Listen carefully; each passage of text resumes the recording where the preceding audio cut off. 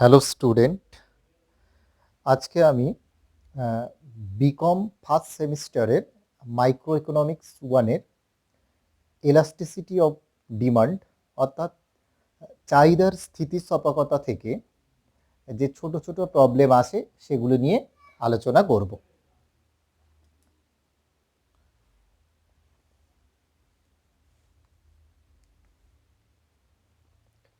দেখো, micro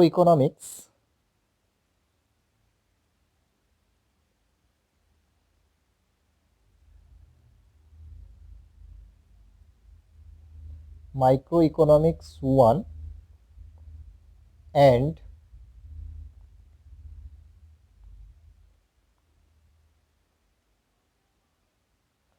statistics, এই দুটো নিয়ে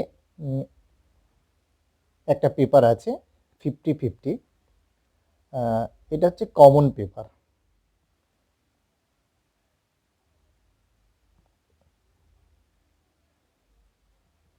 কমন পেপার মানে হচ্ছে পাস অনার্স সবাইকে এটা করতে হবে। আমি আজকে সিবিসিএস অর্থাৎ চয়েস বেসড ক্রেডিট সিস্টেমে ক্যালকাটা ইউনিভার্সিটি লাস্ট ইয়ারের যে কোয়েশ্চেনগুলো এসেছিল সেগুলো নিয়ে আলোচনা করব। ইলাস্টিসিটি অফ ডিমান্ড অর্থাৎ চাহিদার স্থিতিস্থাপকতা খুবই সহজ, ভয়ের কিছু নয়। দেখো, আমরা কয়েকটা কমন জিনিস আগে আমরা জেনে নিই। আমরা অনেকেই জানি, দেখো আমরা জানি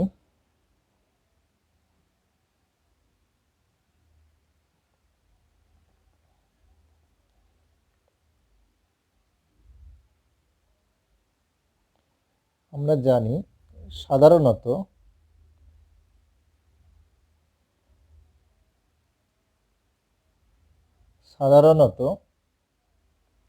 দামের সঙ্গে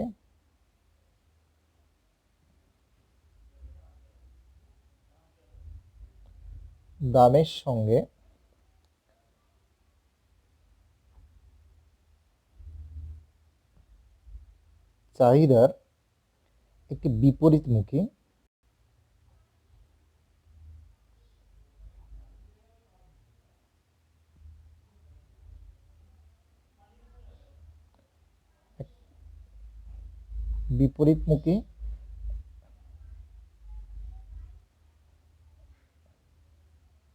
সম্পর্ক আছে। তাহলে সাধারণ চাহিদার ক্ষেত্রে আমরা কি জানি যে চাহিদার দাম দুটো বিপরীতমুখী সম্পর্ক। অর্থাৎ বিপরীতমুখী সম্পর্ক মানে দেখো, অর্থাৎ কি দেখাচ্ছে, দেখো দাম বাড়লে চাহিদা কমে। অর্থাৎ কোনো দ্রব্যের যদি দাম বেড়ে যায় তাহলে সেই দ্রব্যের চাহিদা কমে যায়। ঠিক উল্টো, দাম কমলে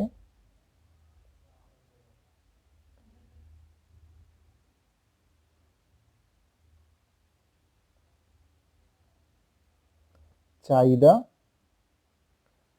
বাড়ে। তাহলে দেখো, দামের সঙ্গে কোনো দ্রব্যের চাহিদার বিপরীতমুখী সম্পর্ক, মানে একটা যদি বাড়ে আর একটা কমবে, একটা কমলে আরেকটা বাড়বে।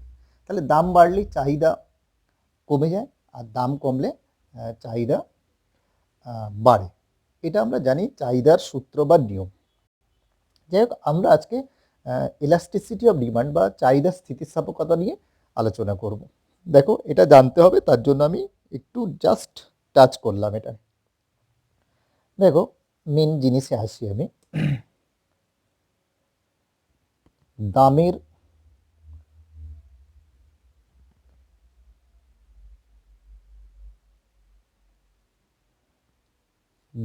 পরিবর্তন ঘটলে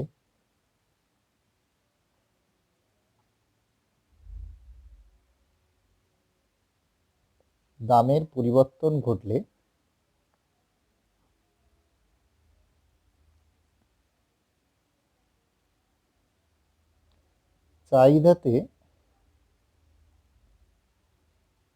কতখানি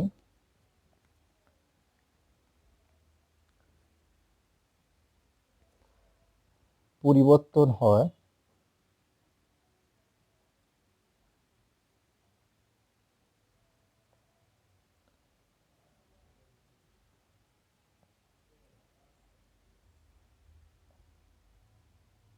তার ধারণা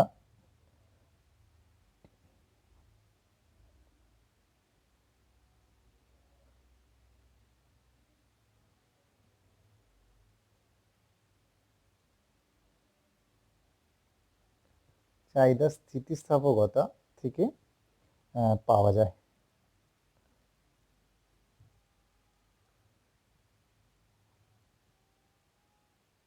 যায়। দেখো, তাহলে আমরা জানি দাম, কোনো দ্রব্যের দাম যদি বাড়ে, কোনো দ্রব্যের দাম যদি বাড়ে চাহিদা কমে যায়, কিন্তু দাম কমলে চাহিদা বাড়ে।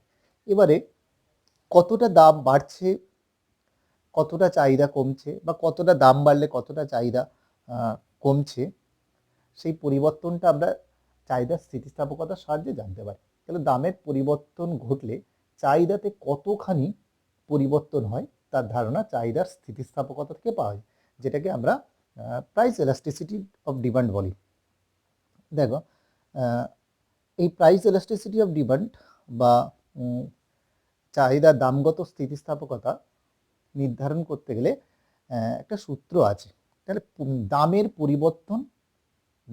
পরিবর্তন আর চাহিদার কি পরিবর্তন, এই দুটোর মধ্যে যদি আমরা একটা সম্পর্ক তৈরি করি, সেই সম্পর্কটা দিয়েই আমরা চাহিদার স্থিতিস্থাপকতা নির্ধারণ করব। দেখো,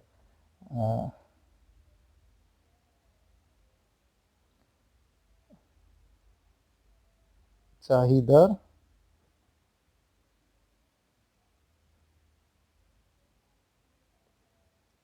স্থিতিস্থাপকতা মানে হচ্ছে ইলাস্টিসিটি অফ ডিমান্ড, ইডি। তাহলে এর ফর্মুলা কি হবে? এর ফর্মুলা আমি নিচে দিয়ে লিখছি, দেখো।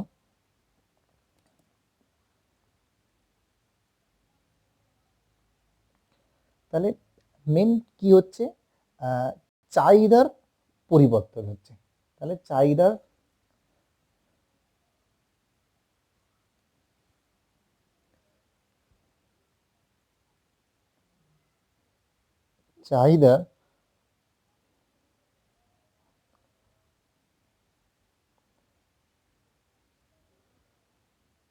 পরিমাণের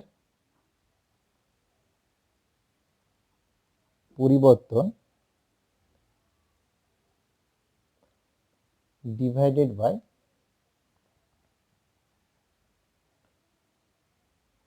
পুরানো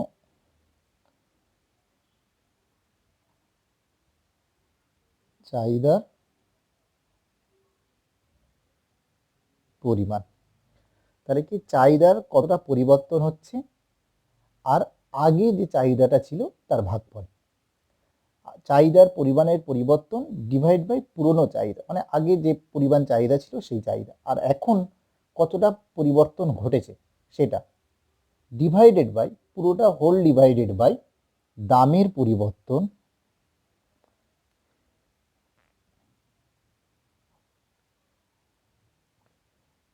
পরিবর্তন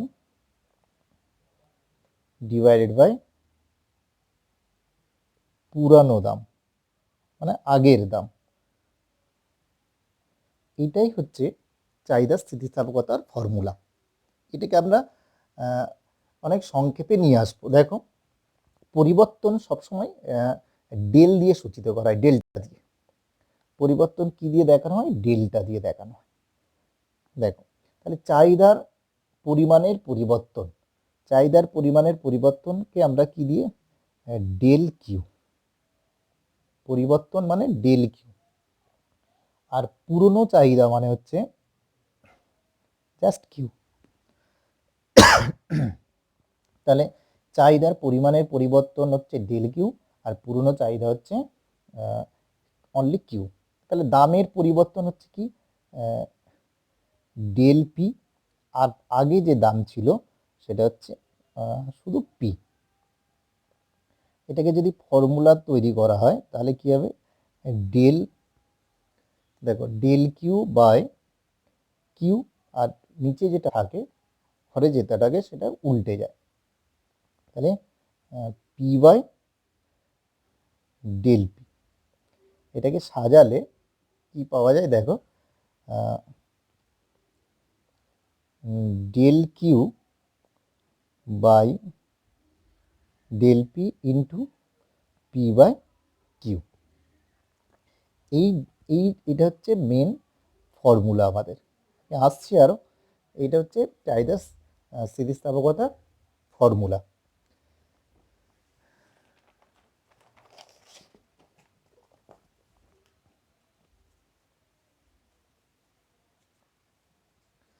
দেখো তাহলে আমি এগুলো লিখে দিই। দেখো ডেল পি, ডেল পি মানে কি, দামের পরিবর্তন। আর তাহলে ডেল কিউ মানে কি, ডেল কিউ মানে চাহিদার পরিমাণের পরিবর্তন, চাহিদা পরিমাণের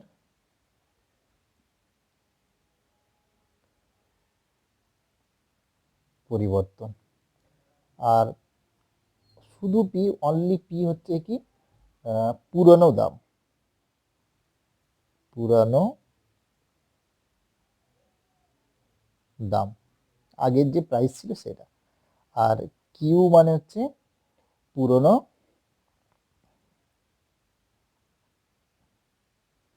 পুরানো চাহিদার পরিমাণ, চাহিদা পরিমাণ। তাহলে এই সূত্র, তাহলে আমরা del del P del Q কিভাবে আমরা বার করব। দেখো del P equal to P one minus P. P মানে আমরা জানি অলরেডি কি, পুরনো দাম। তাহলে পি ওয়ান মানে কি, তাহলে পি ওয়ান ইকুয়াল টু আমরা লিখতে পারি দ্রব্যের নতুন দাম, দ্রব্যের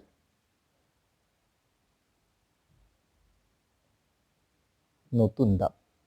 তাহলে পি হচ্ছে আগের দাম আর এটা হচ্ছে নতুন দাম। তাহলে দ্রব্যের যে নতুন যে প্রাইস তার থেকে পুরনো প্রাইসটাকে বাদ দিলে পাওয়া যাবে ডেল পি।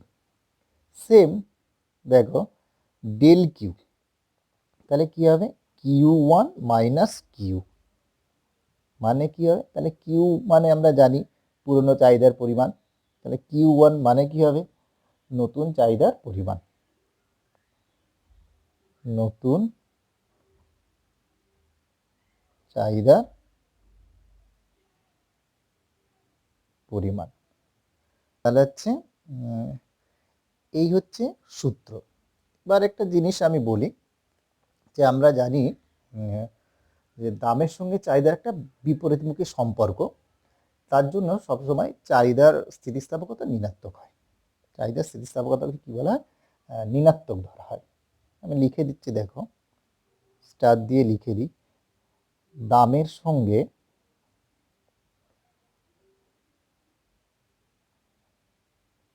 দামের সঙ্গে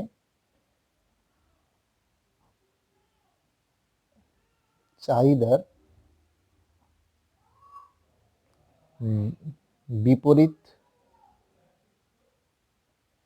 বিপরীতমুখী সম্পর্ক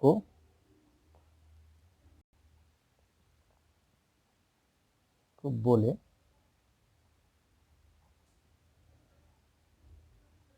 চাহিদার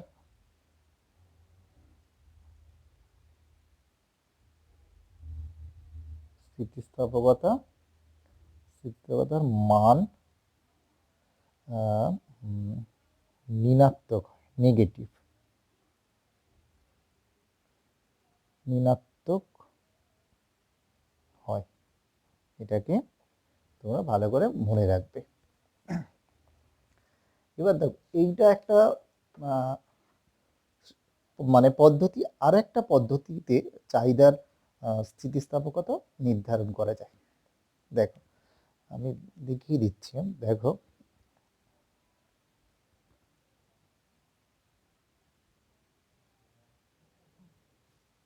elasticity of demand by percentage method,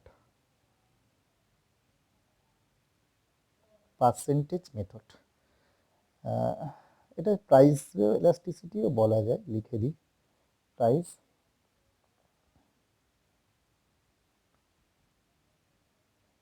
city. এটারও একটা ফর্মুলা আছে, দেখো সেটাও আমি তোমাদেরকে দেখিয়ে দিচ্ছি।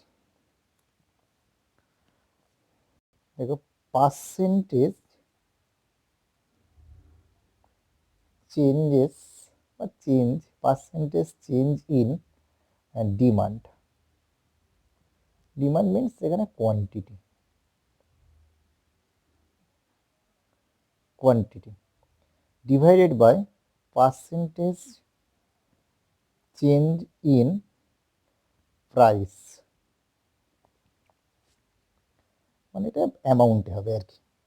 এটা প্রাইস ইলাস্টিক। ইনকাম ইলাস্টিসিটি হলে কি হবে, প্রাইসের জায়গায় ইনকাম আসবে, ইনকাম ইলাস্টিসিটি হলে প্রাইস জায়গায় ইনকাম আসবে। এই হলো আমাদের দুটো ফর্মুলা সাধারণ স্থিতিস্থাপকতার ক্ষেত্রে। একটা পার্সেন্টেজ, একটা নর্মাল ফর্মুলা আছে, সেটা আমি দেখালাম। এবার আমি তোমাদেরকে দুটো প্রবলেম সলিউশন করে দেখাবো। দেখো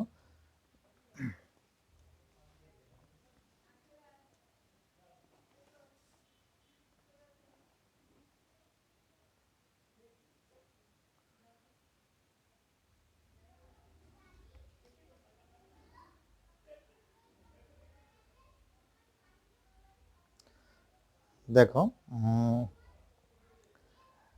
দেখো আমি পড়ছি, দেখো when price of a goods falls from 10 to rupees 8 per unit, যখন কোনো দ্রব্যের দাম ফলস মানে হচ্ছে কমে গেছে, 10 টাকা থেকে 8 টাকা হয়ে গেছে পার ইউনিট। এক ইউনিটের দাম কি 10 টাকা থেকে 8 টাকা, মানে দাম কমে গেছে। আমরা জানি যে দাম কমলে কি চাহিদা বাড়ে। দেখো quantity demanded increases from 1250 to 1750, যেই দাম 10 টাকা থেকে 8 টাকা হয়ে গেছে,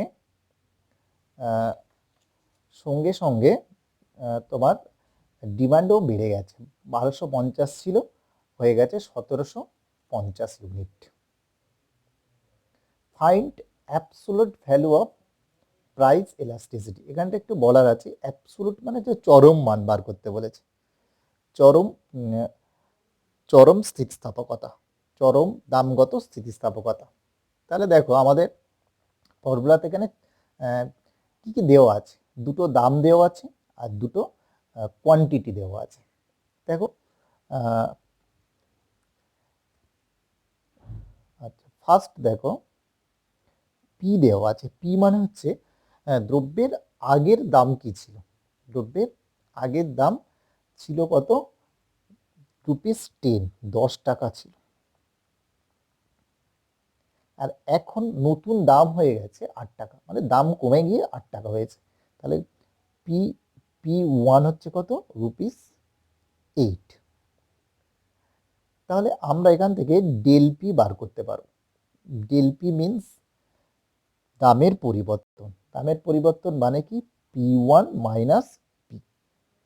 তাহলে P1 হচ্ছে 8 মাইনাস 10 ইকুয়াল টু ₹-2। দেখো এখানে একটু বলার আছে, যেহেতু অ্যাবসোলুট ভ্যালুতে নেগেটিভটাকে ধরা হয় না, ইগনোর করা হয়। কি করা হয়, অ্যাবসলিউট ভ্যালুটাকে, অ্যাবসলিউট ভ্যালু থাকলে অ্যাবসলিউট ভ্যালু বার করতে বলেছে, তার জন্য কি নেগেটিভ ভ্যালুটাকে আমরা বাদ দেব, ইগনোর করব, ইগনোর নেগেটিভ ফিগার। তাহলে আমরা এটাকে ₹2 ধরলাম। এবার দেখো প্রাইস হয়ে গেলে, এবার কোয়ান্টিটি দেখো, আগের ডিমান্ড ছিল 1250 ইউনিট, 1250 ইউনিট। যেহেতু দাম কমে গেছে তার জন্য কি হয়েছে, চাহিদাও বেড়ে গেছে, তাহলে এখন চাহিদা হয়েছে 1750 ইউনিটস। তাহলে ডেল কিউ পাবো আমরা এখান থেকে, del Q Q1 minus Q. তাহলে Q1 মাইনাস কিউ, Q1 হচ্ছে 1750 মাইনাস 1250 ইকুয়াল টু 500 ইউনিটস। তাহলে এবার আমরা যদি ফর্মুলা পুট করি, তাহলে দেখো, তাহলে ইডির যে ফর্মুলা ছিল elasticity of demand, del Q by del P into P by Q. দেখো আমাদের সব আছে এখানে, ডেল কিউ বেরিয়েছে কত, 500, ডেল পি বেরিয়েছে কত, ₹2 ইন্টু পি মানে আমরা জানি এখানে কত, পি হচ্ছে 10, আর হচ্ছে কিউ হচ্ছে এখানে 1250। এটাকে যদি আমরা কাটিয়ে দেখো, 0 0 কাটলে কি হবে, এখানে 5 2, তাহলে ইলাস্টিসিটি অফ ডিমান্ড বাড়াচ্ছে 2। তাহলে আমাদের যে এখানে অপশান দেওয়া ছিল 4টে অপশান, তাহলে অ্যান্সার হচ্ছে কি এ। তাহলে এটা 2017-এ এসছিল। এবার দেখো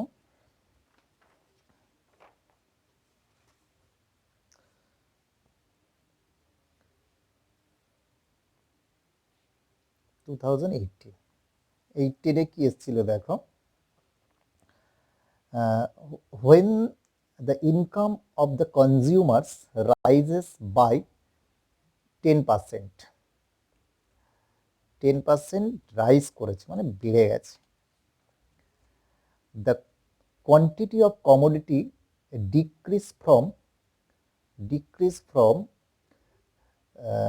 2000 unit to 1900 ইউনিট।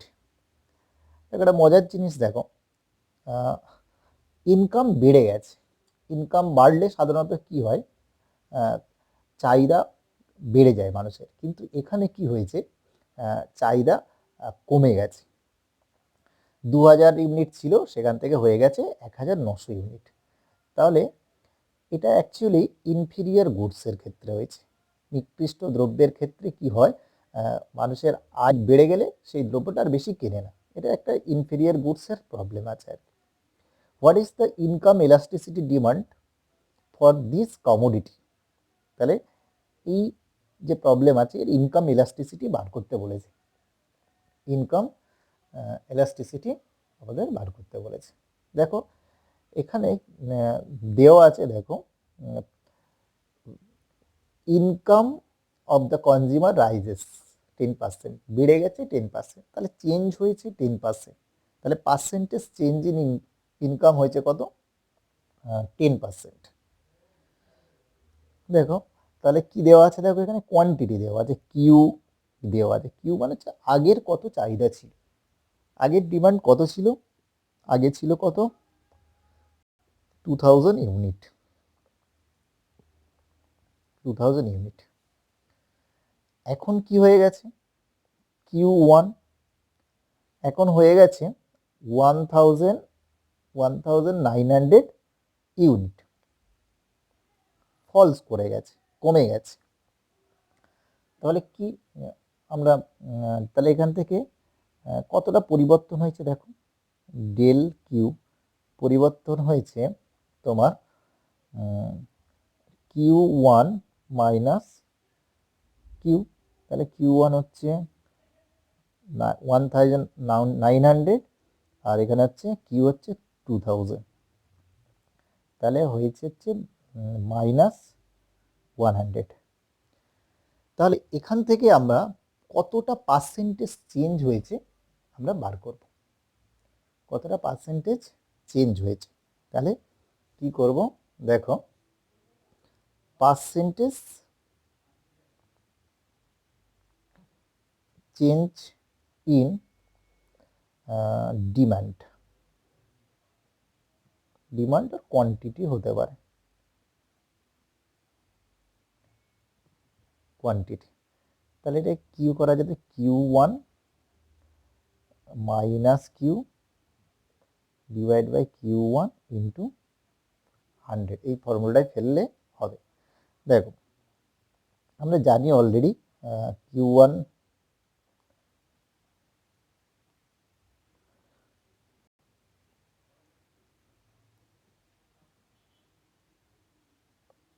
মানে পরিবর্তন হয়েছে কত, 100 ইউনিটের পরিবর্তন হয়েছে। তাহলে আগে 2000 ইউনিট ছিল, 2000 ইউনিট ছিল আগে, দেখো সেটা পরিবর্তন হয়েছিল কত, 100 ইউনিট কমে গেছে। তাহলে 2000 ইউনিটের মধ্যে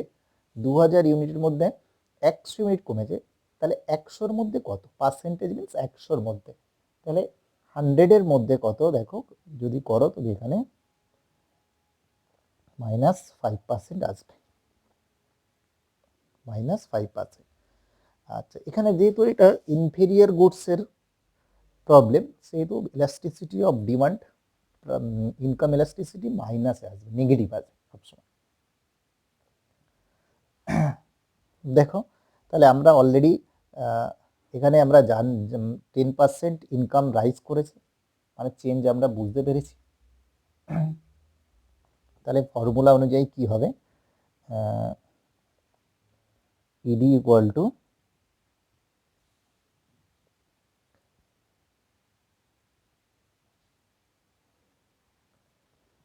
percentage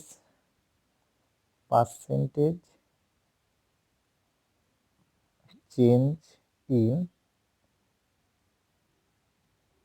demand divide by percentage change in income. তাহলে দেখো পার্সেন্টেজ চেঞ্জ হচ্ছে -5 আর হচ্ছে ইনকামের চেঞ্জ হয়েছে 10%, তাহলে অ্যান্সার হচ্ছে -0.50, অ্যান্সার হচ্ছে -0.50। তাহলে এখানে অপশানের হচ্ছে বি। তাহলে আমি দুটো প্রবলেম 2017-18 সলভ করে দিলাম, ভালো করে দেখবে, খুব একটা কঠিন নয়, সহজেই চেষ্টা করলে সবাই পারবে।